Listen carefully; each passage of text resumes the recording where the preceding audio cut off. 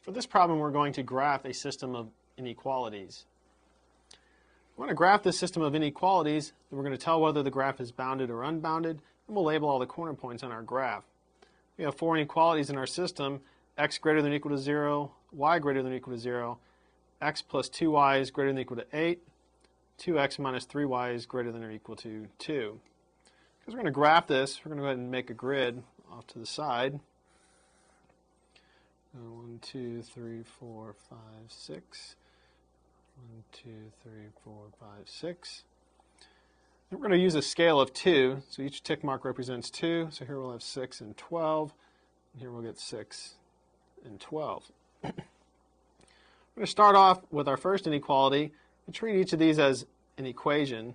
So we'll say x equals 0. So we're going to graph the line x equals 0.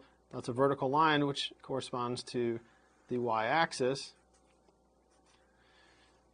X greater than or equal to 0 means that we're at this on the y-axis, or we're to the right of it, so we're over this way. Our next inequality, y greater than or equal to 0, we'll graph the line y equals 0, which is the x-axis.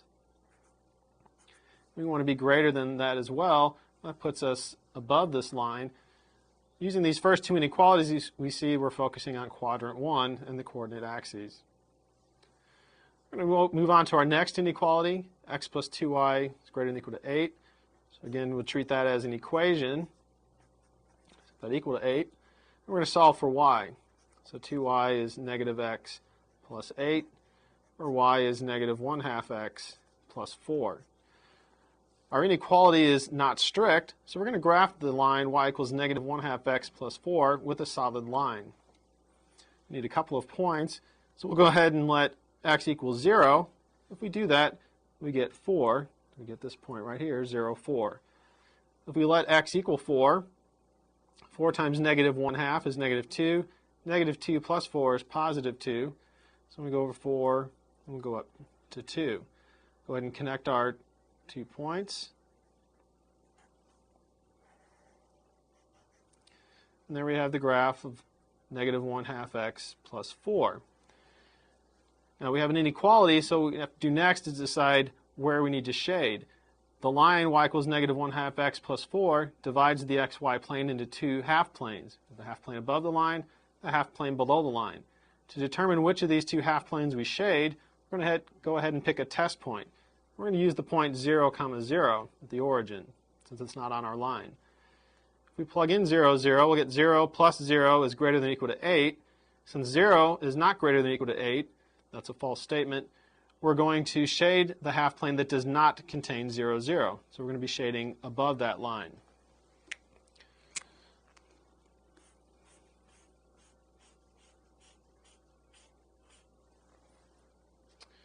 Next, we'll look at our last inequality. 2x minus 3y is greater than or equal to 2.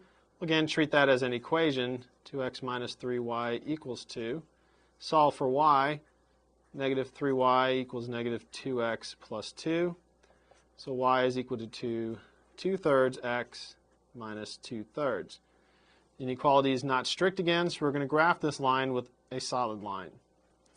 We need to get and pick 2 points. We might go ahead and pick 4.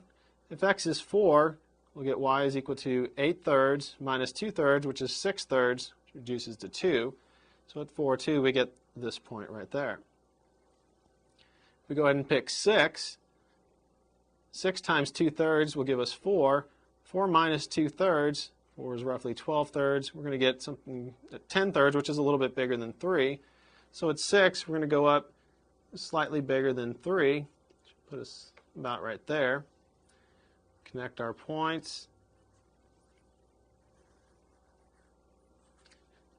And here we have the equation for y equals 2/3 x minus 2/3.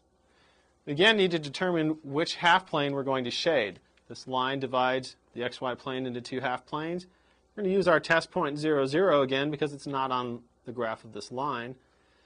We'll get 2 times 0 is 0 minus 3 times 0. So this left side is equal to 0 still.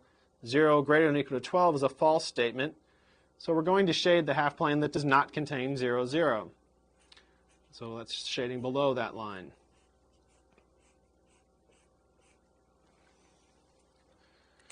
Now, the solution to the system of inequalities is going to be where the overlap is in our shaded areas. Remember, we're focusing in on quadrant 1, and we're looking for the overlap of these two remaining shaded areas. So we can see that our solution set will be in this region right here, and these graphs continue on forever.